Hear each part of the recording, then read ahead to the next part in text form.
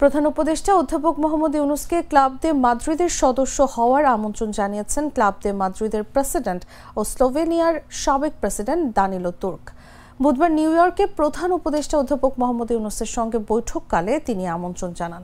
Club দে Madrid বিশ্বের বৃহত্তম forum, যেখানে সাবেক রাষ্ট্রপতি এবং প্রধানমন্ত্রীদের অভিজ্ঞতা কাজে লাগিয়ে অন্তর্ভুক্তিমূলক গণতান্ত্রিক চর্চা জোরদার করা ও মানুষের কল্যাণ বৃদ্ধি করা হয়।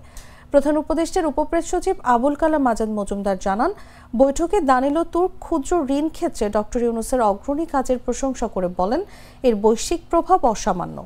বাংলাদেশে জুলাই অভ্যুত্থানের প্রসঙ্গ টেনে তুর্ক বলেন, এই আন্দোলন বিশ্বকে বিস্মিত করেছে।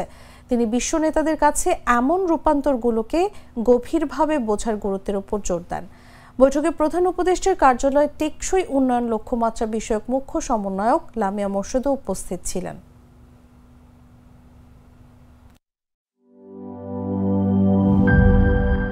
বান্ডেল থাকলে প্রতি সেনমানিতে টাকা বাঁচবে। বিকাশ সেনমানি বান্ডেল কিনে জিতুন প্রতি লেনদেনে।